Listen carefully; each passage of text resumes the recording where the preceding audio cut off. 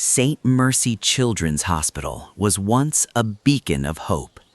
Built in the early 20th century, it promised healing, protection, and second chances for the most fragile lives.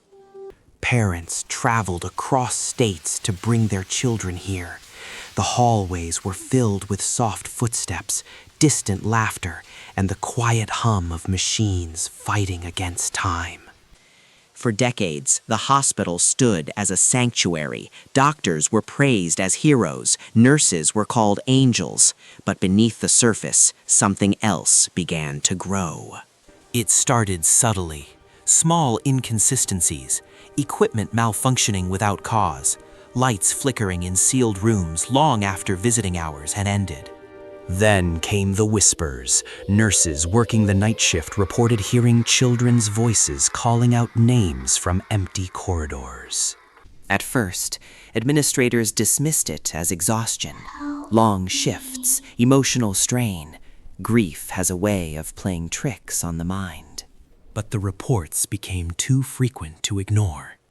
Different staff members described the same sound, soft, fragile voices whispering in the dark. Some swore the whispers called specific names, names of patients who had passed away years earlier. One nurse claimed she followed a voice down the pediatric wing at 3 in the morning, only to find a wheelchair slowly rocking by itself.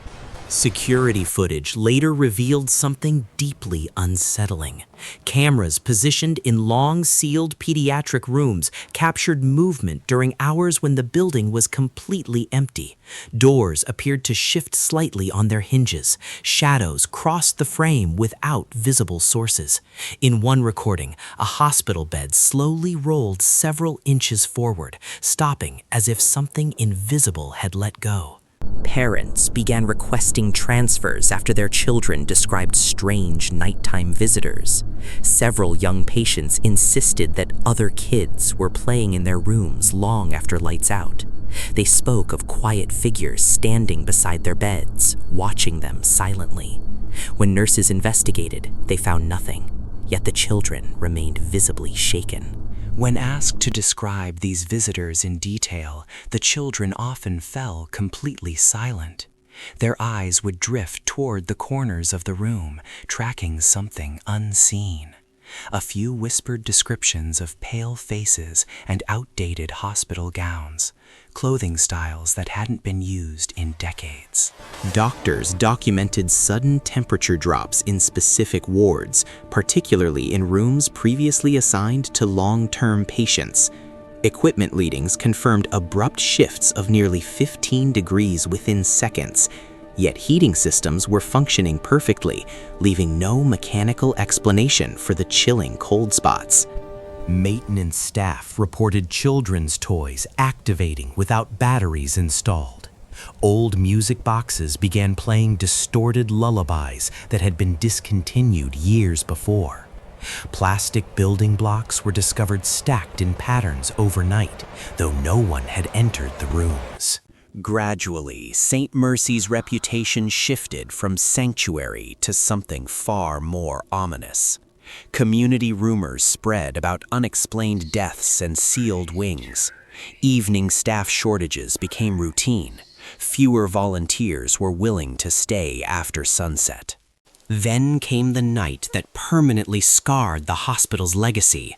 A senior nurse assigned to the pediatric isolation wing vanished midway through her shift. Surveillance showed her entering the corridor, but never leaving it. Her desk remained undisturbed, a cup of coffee still warm, patient charts neatly aligned. Her access badge lay on the counter. There were no signs of struggle, no alarms triggered, no emergency exits used. She simply ceased to exist within the building's walls. Within months, hospital administrators announced sudden financial instability. Funding cuts were cited as the official reason for closure in 1987. Yet insiders quietly admitted the real reason was fear. Fear of something they could neither explain nor control. Former employees later spoke anonymously about locked basement archives and restricted wings that were never discussed publicly. They claimed certain patient files were removed entirely, as if specific histories were being erased from record. After the hospital shut down, nature began reclaiming the property. Windows shattered under harsh winters. Rainwater seeped through ceilings. Ivy climbed the exterior walls. But locals insisted that even in daylight, the building never felt truly empty. Urban explorers eventually breached the perimeter, drawn by rumors of paranormal activity. Armed with cameras and audio recorders, they documented their journeys through crumbling hallways, layered and peeling paint, and rusted medical equipment. Many explorers captured faint giggles echoing through the pediatric wing, sounds that moved from room to room as if following them. Some recordings contained whispers that seemed to respond directly to questions being asked. One chilling recording gained online attention after investigators reviewed the audio frame by frame. A whisper clearly spoke a name, the exact name of the man holding the recorder, though he had never introduced himself aloud. Those who stayed inside past midnight described seeing small silhouettes darting between doorways, quick, child-sized shadows that disappeared the moment light was directed toward them. Several visitors reported the sensation of tiny fingers brushing against their clothing. Others felt sudden pressure on their shoulders, as if small hands were resting there, gentle yet undeniably present. Paranormal teams attempted structured communication sessions inside the abandoned wards. They asked simple yes or no questions into the silence, allowing long pauses for any possible response. Audio devices occasionally captured faint replies, broken, childlike phrases layered beneath static interference. Words like stay, play, and sometimes help.